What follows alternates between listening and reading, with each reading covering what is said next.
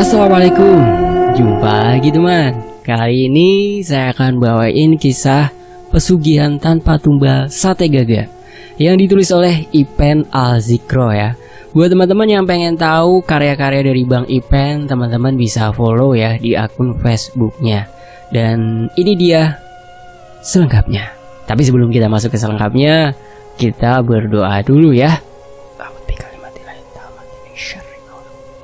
Bismillahirrahmanirrahim. Allahumma sholli ala Sayyidina Muhammad sallallahu alaihi wasallam. Ini dia selengkapnya. Kepala yang masih terasa berat, pusing yang belum hilang, pegel semua badan. Ingin beranjak bangun di hari yang sudah siang ini. Sangat jauh berbeda perubahan diri. Dari yang sangat rajin tanpa lelah bekerja dan memiliki cita-cita mulia, kini semua berubah menjadi seperti ini. Dengan masih sempoyongan memaksakan diri untuk keluar kamar dan segera mandi agar badan kembali normal. Hilang semua sakit di kepala, juga badan ini. Dua orang itu terlihat masih pada tertidur di sofa ruangan tamu, tanpa pedulikan mereka bergegas masuk ke kamar mandi. Bangun Kang, sudah siang, kataku membangunkan mereka seusai mandi. Wah, sudah seger kamu Mas, seru dia padaku. Udah cepat mandi sana, terus cari Gaga. Malam ini aku jualan lagi Kang, suruhku pada mereka berdua. Setelah semua beres, lalu dua sahabat itu pergi menjalankan misi kami. Aku yang hanya berdiam diri di rumah tanpa melakukan apapun. Sekedar mempersiapkan diri juga mental untuk malam nanti. Mantra kembali aku hafalkan agar tidak lupa, karena sedang ditimpa kegalauan yang sangat berat. Pak Karto yang datang sore itu dengan membawakan makanan yang sudah aku pesan sebelumnya. Merasa sangat prihatin melihat kondisiku yang semrawut karena masih memikirkan gadis itu.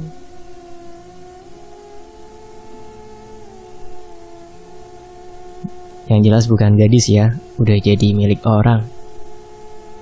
Jangan dipikir terlalu dalam, kalau memang belum jodoh ya tetap tidak bisa dimiliki.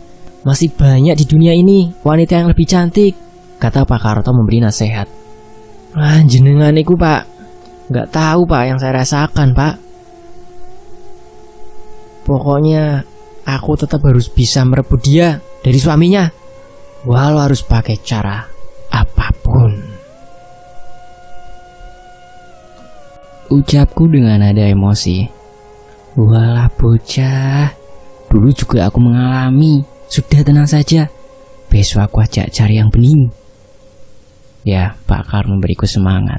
Dilanjut dengan makan nasi bungkus yang dibawakan tadi, sambil sedikit memikirkan untuk baiknya mencari pelampiasan ke wanita lain agar tidak terlarut memikirkan kekecewaan. Dengan berjalannya waktu sambil mencari siasat untuk merebut kembali kekasih hatiku. Terdengar motor berhenti di depan rumah dari yang ditunggu pun tiba. Dua manusia, anak buahnya Pak Karto, yang mencari burung itu sudah datang dengan menenteng sangkar yang tertutup kain hitam.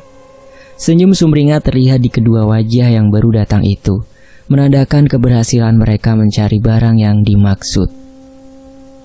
Bos, selamat sore bos, cengayasan dua orang itu. Sudah berhasil Kang sampean? Aku bertanya memastikan. Beres Mas, pokoknya langsung saja gas, mereka menjawab. Ini aku langsung bayar lunas ya Kang. Aku langsung memberikan uang untuk mereka. Akhirnya berempat kembali berembuk untuk aksi kedua agar mendapatkan hasil lebih banyak. Persiapan sarung pun kini tidak hanya satu untuk mengantongi uang yang akan didapat. Jam penjemputan juga sudah mereka atur. Kira-kira selesai semua ritual itu sekitar jam 3 subuh. Mereka berdua harus menyusul membantu membawakan hasil pengerukan uang. Gelak tawa penuh nafsu iblis menghias kami berempat. Gambaran kerakusan sudah menggaris pekat dalam otak pemikiran masing-masing, merupakan jalan halal untuk memenuhi ambisi hidup. Tatapan setan menyala ketika uang-uang itu akan didapat kembali. Podo diskecake ae, aku tak turun dhisik yo Pak Kar. Kang, pamitku pada mereka yang masih pada menikmati kopi di rumah.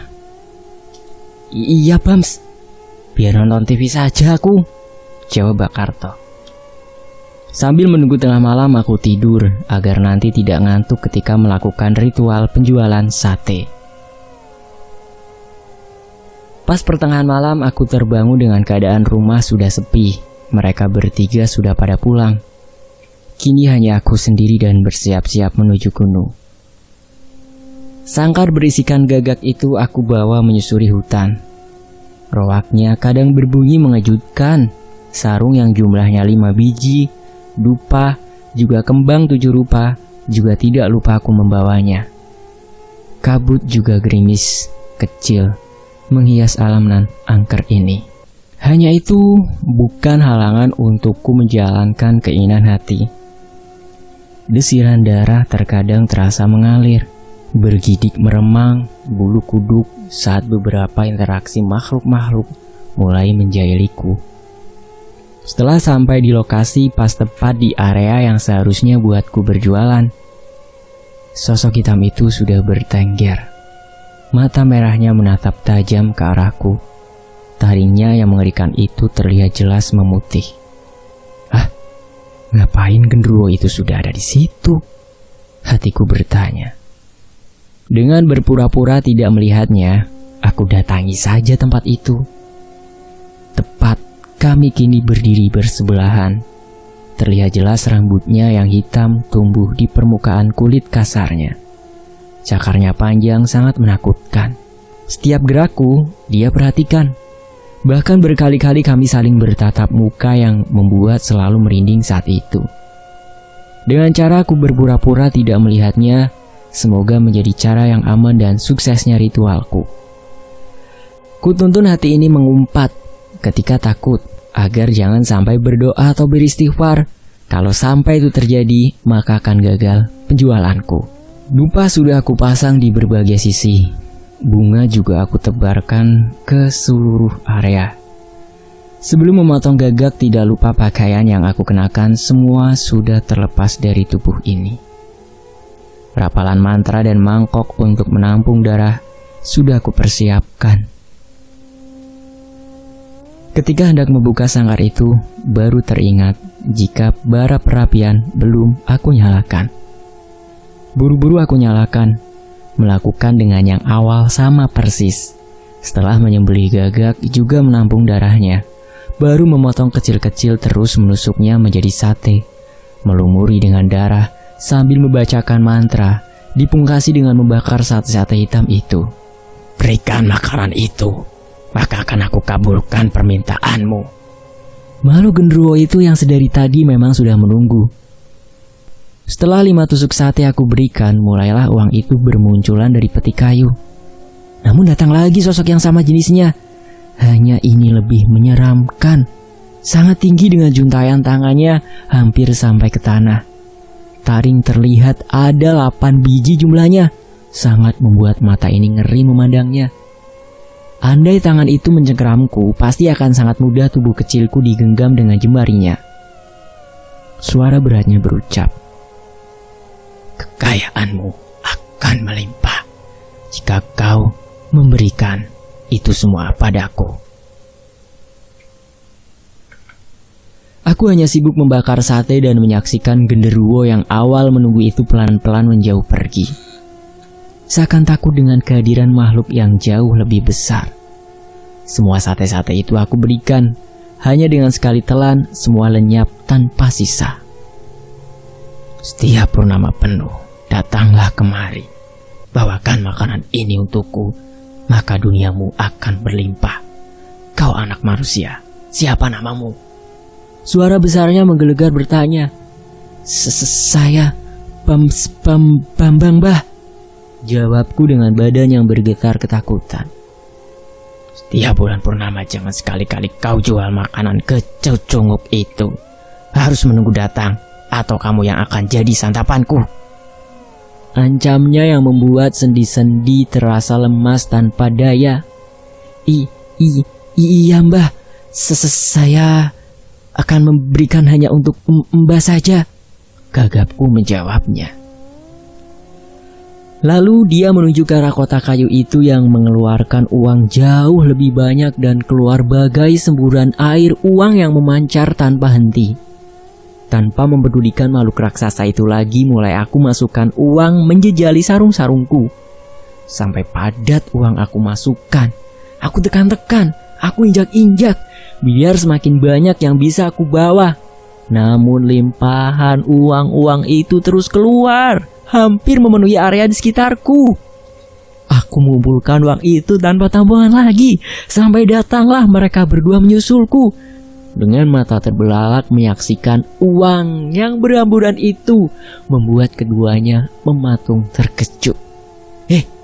Malah diam saja, cepet-cepet masukin pakai sarung kalian itu, cepet, kataku menyuruh mereka. Iya mas, waduh, ini uang kok begitu banyaknya, ucap mereka sambil memasukkan tumpukan uang itu ke sarung yang mereka bawa.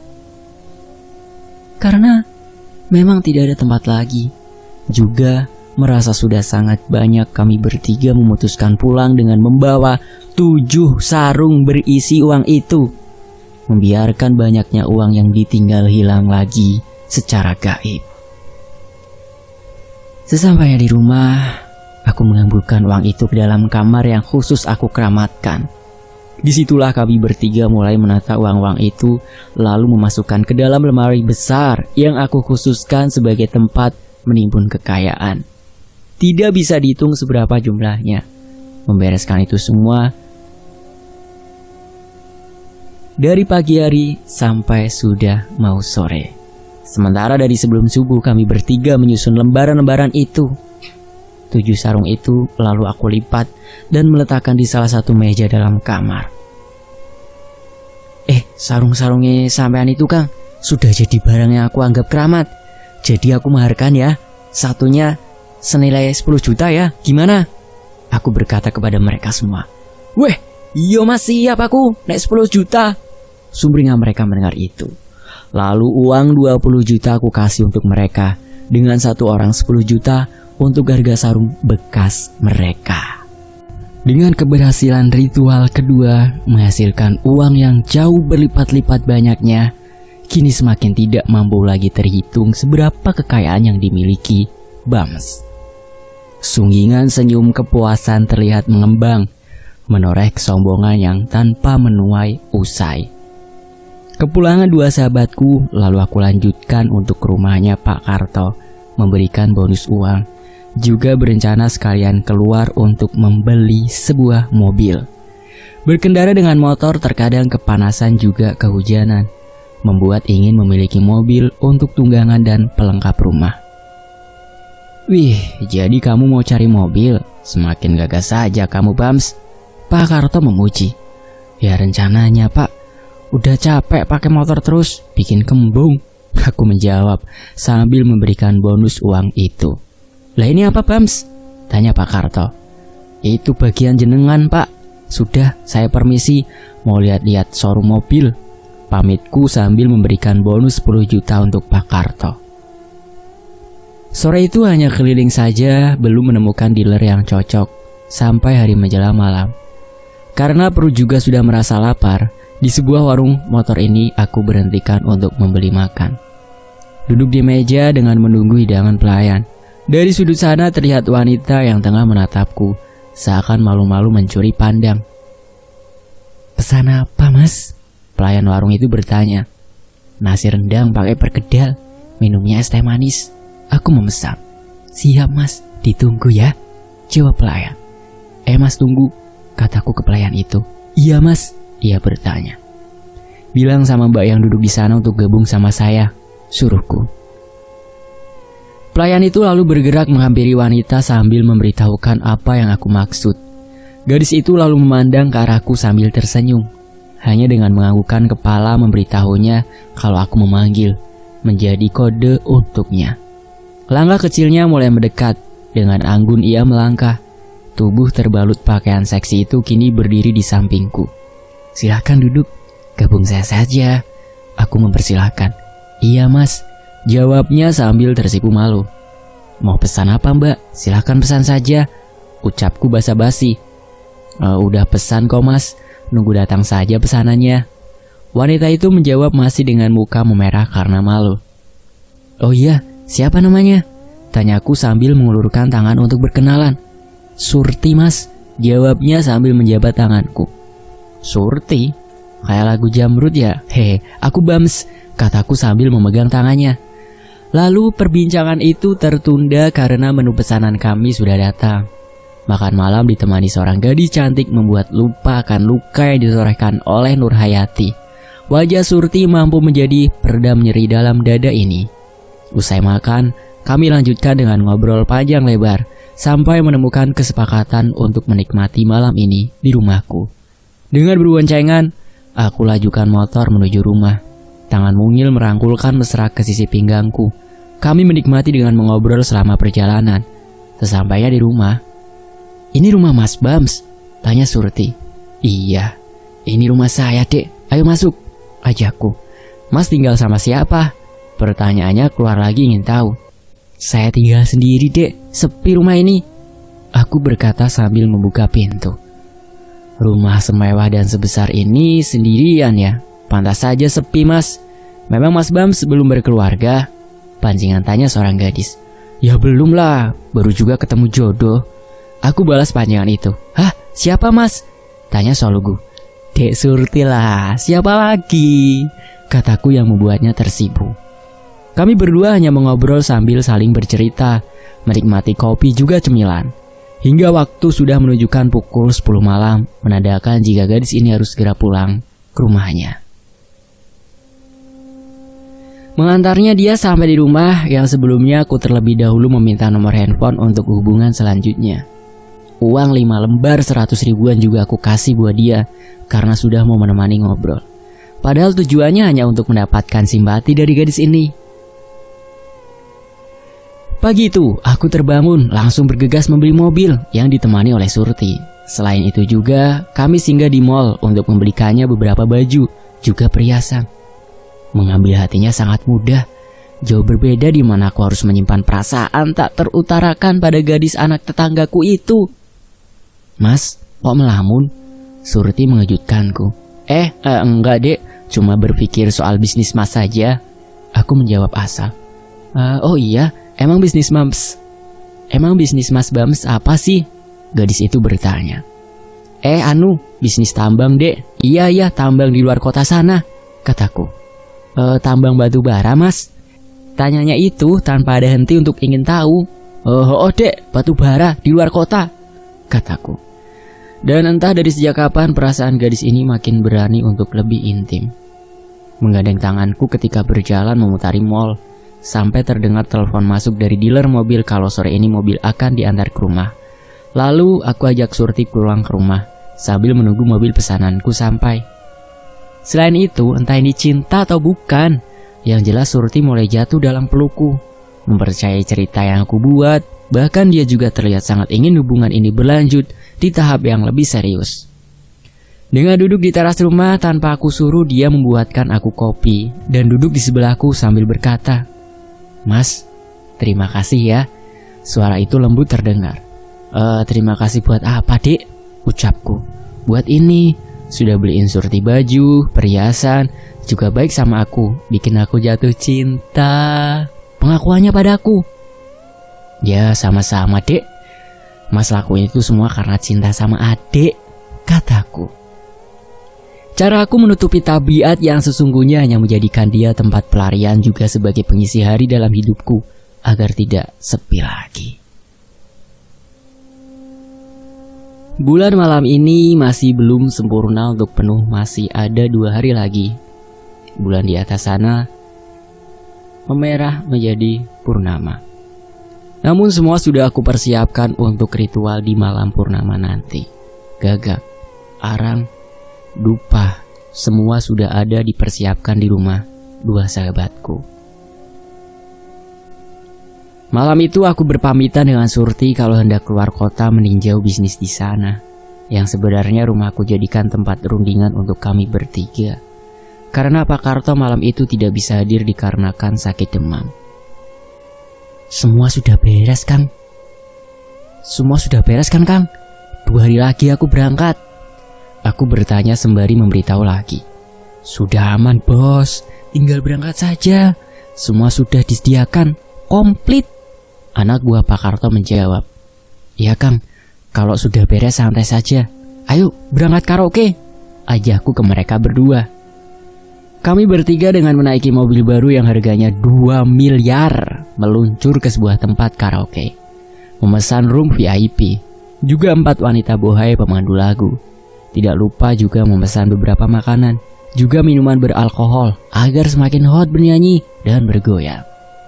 Lagu andalan yang pertama aku lantunkan adalah lagunya Jamrud dengan judul Surti, karena tanpa aku sadari bunga-bunga cinta mulai tumbuh, meski hanya sebatas kuncup saja. Mbak, kamu tolong goyang ngebor ya. Aku menyuruh gadis yang sedari tadi hanya duduk ngerokok nemenin doang. Iya mas, goyangnya di sini apa di depan situ mas? Dia bertanya. Ya di depan, mosok ngebor sambil duduk, kataku. Siap mas, tapi tipsnya ditambah loh ya. Elsie itu merayu. Gak usah khawatir mbak, bosku ini juragan, duitnya buat sendiri kok, cerotos sahabatku yang mulai mabuk. Oh iya mas, siap ngebor saya, katanya sambil maju ke depan. Dengan menikmati minuman, goyangan iblis betina ditambah musik koplo, suasana remang-remang ini kami pun terlarut dalam pelukan maksiat. Dengan tawa kepuasan menelan berbagai dosa, bisikan-bisikan setan selalu kami ikuti. Ajang hura-hura yang berujung zina berjamaah. Sudah sangat bejat otak tidak lagi waras. Kelangsungan semua maksiat itu sampai subuh berlalu, hingga waktu bergulir dan meninggalkan malam yang hingar-bingar akan nuansa dosa. Total semua berapa mbak? Tanya aku dengan nada mabuk. Karaoke, minum, cemilan, rokok sama 4 LC totalnya 8 juta mas, jawab kasir itu. Alah, cuma segitu habisnya. Saya tambah juta lagi ya, dibagi sama 4 wanita tadi, 200 per orang, ucapku sambil menyodorkan uang 9 juta. Mas ini baik banget, sering-sering kesini mas, petugas itu merayu. Besok saya kesini, kalau mbaknya yang nemenin goyang, kataku sambil berlalu masuk ke dalam mobil. Dengan keadaan teler kami bertiga pulang ke rumah, karena keadaan jalan juga masih sepi. Di bawah pengaruh minuman, kugaskan laju mobil semaksimal mungkin. Prak! Bunyi benturan di bumper depan. Apa tuh mas? Nabrak opo? Tanya teman yang masih mabuk. Gak eroh aku. Biarkan saja, aku menjawab. Mobil tetap kulajukan sekencang mungkin sampai tiba di rumah. Hanya melihat sekilas depan mobil ringsek dan hampir pecah. Tanpa pedulikan semua itu, langsung masuk ke dalam menuju kamar, lalu bantingkan badan ke kasur, hilangkan kepala yang sakit. Ada nasar berkumandang dari kejauhan, sampai aku dibangunkan oleh salah satu sahabatku. Mas, ada tamu, katanya. Siapa Kang? Aku bertanya sambil ngantuk. Tanpa dijawab pertanyaanku, orang itu berlalu keluar kamar. Setelah aku lihat, 2 petugas kepolisian sudah duduk di ruang tamu dengan pakaian dinasnya. Selamat sore pak, ucapnya terdengar. Iya sore pak, aku menjawab dengan kepala masih sakit. Apa benar itu mobil bapak yang terparkir di luar? Polisi itu bertanya. Iya, betul sekali mobil saya pak. Ada apa ya? Tanyaku bingung. Pagi-pagi tadi, siapa yang mengendarai mobil bapak dengan menabrak ibu-ibu yang sedang menggendong bayinya? Kembali bapak petugas itu bertanya. Saya pak yang nyetir, tapi perasaan tidak nabrak orang. Aku membela diri. 2 korban meninggal di tempat. Apa bapak mengendarai mobil dengan keadaan mabuk? Interogasi mulai diluncurkan oleh 2 polisi itu. Saya hanya minum sedikit pak, tidak mabuk. Dan saya juga tidak tahu jika ada yang saya tabrak. Masih berusaha berbohong untuk mencari aman. Kalau sampai tidak sadar itu namanya mabuk pak. Silakan bapak, juga kedua sahabat bapak ikut saya ke kantor untuk mempertanggungjawabkan masalah ini, kata pak polisi. Kami bertiga hanya mengikuti gigi landang oleh petugas kepolisian menuju kantor. Di sana keluarga korban sudah menunggu dengan rundungan kesedihan. Juga ada yang terlihat sangat marah menatap ke arahku. Polisi itu mempersilahkan kami duduk dan melanjutkan pertanyaan. Sebuah surat pidana terlihat di meja itu, karena pihak keluarga memberi laporan tentang tabrak lari yang aku lakukan. Namun di sini aku masih mencoba untuk berdamai, meminta tuntutan itu dibatalkan dengan membayar uang ganti rugi ke pihak korban, juga membayar denda untuk kepolisian. Namun di sini suami dari korban, tidak ingin damai. Dia tetap menginginkan aku dihukum setimpal karena telah menghilangkan nyawa istri juga anaknya yang masih bayi. Begitu juga dengan semua kerabatnya. Seakan permohonan maafku juga tidak membayar ganti rugi itu tidak cukup untuk mereka. Bahkan seadanya bisa, nyawa dibayar dengan nyawa, teriak mereka. Melihat jeruji besi di depan itu sangat mengerikan. Karena baru kali ini aku bersangkutan dengan hukum. Hidup yang semula berjalan lurus saja, kini berbeda harus menghilangkan nyawa manusia. Dan yang paling miris, kenyataan dari perdamaian kasus ini belum ada. Wajah-wajah angker terlihat dari semua orang yang menatap ke arahku, seakan menjadi penghakiman menunjuk ke arahku sebagai seorang pembunuh. Tudingan yang sangat menyudutkanku dalam sebuah sesal dengan perlakuan diri yang tidak mampu lagi mengendalikan hawa nafsu. Semua setan yang menjadi penuntun kehidupan. Saya mau hukuman setimpal, Pak. Tegakkan hukum setegak-tegaknya. Ucapan dari kata laki-laki yang dirundung kesedihan itu. Iya, Pak. Kami pihak kepolisian akan melakukan itu menurut perundang-undangan yang berlaku. Petugas itu menjawab. Di sini kami bertiga hanya dia menunduk. Merasa bersalah juga, takut akan hukuman yang sudah berada di depan mata. Mencari cara dengan berpikir untuk lepas dari jeratan hukuman ini. Saya akan mengajukan banding, Pak, dengan mendatangkan pengacara. Aku berkata. Ya, silahkan, Pak. Jadi lanjutan pidana ini tetap berlangsung dengan Bapak membawa pengacara di persidangan ini. Untuk itu, Bapak tetap wajib lapor setiap pagi kemari sampai sidang itu diputuskan. Polisi itu memberi keterangan. Kenapa bisa begitu, Pak? Kenapa tidak langsung jebloskan saja pembunuhan ini ke dalam penjara? Laki-laki itu keberatan. Ini sudah menjadi kewajiban kami mengayomi, Pak, juga menjalankan sesuai peraturan, jawab polisi tegas. Dengan wajib lapor setiap pagi bukan berarti aku dengan kedua sahabatku bebas hukum, namun menunggu sampai pengadilan memutuskan.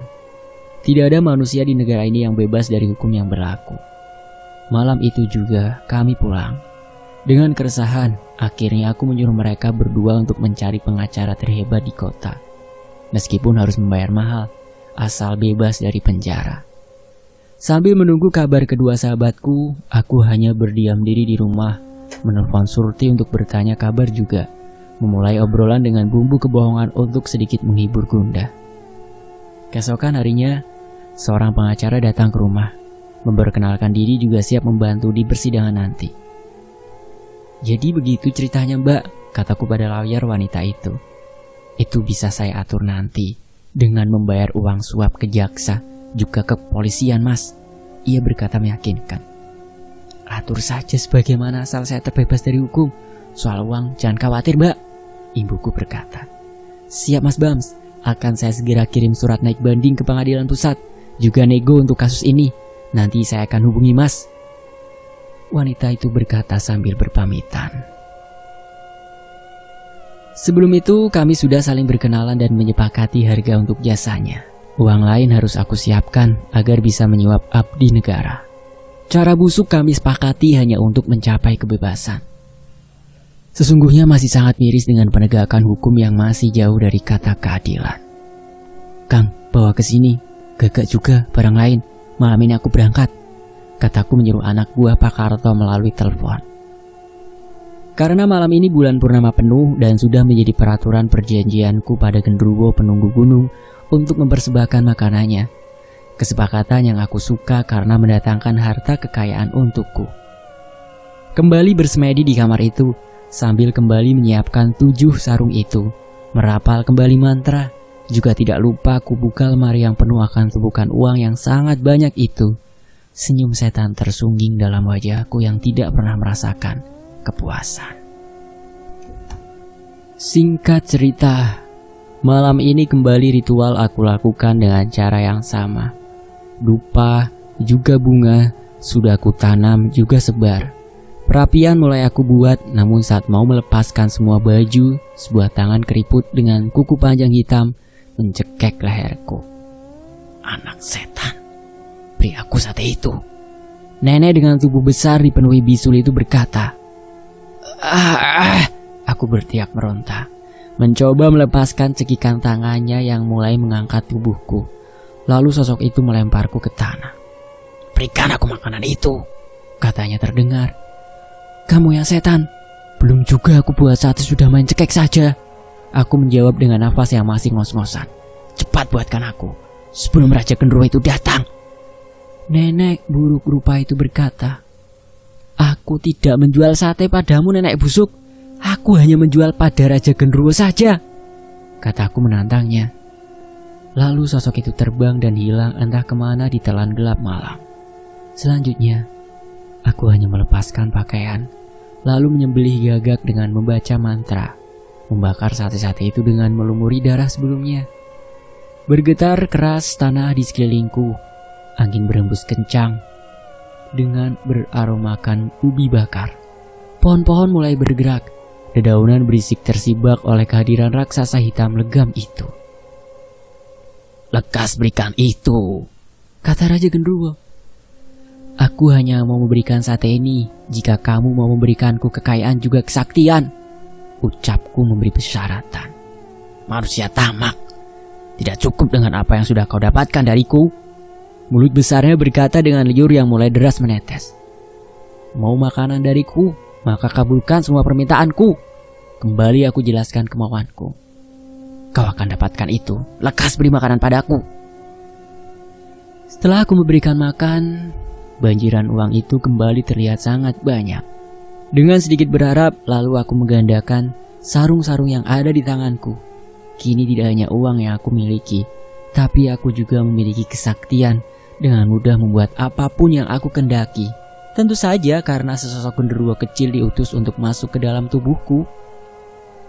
Secepat kilat, aku bawa sarung-sarung banyak berisikan uang, memasukkan ke dalam kamar, dan dengan bantuan genderuwo, aku dengan cepat menata semua lembaran itu, lalu menyusun di lemari besar yang kini sudah tidak muat lagi dengan uang yang aku miliki.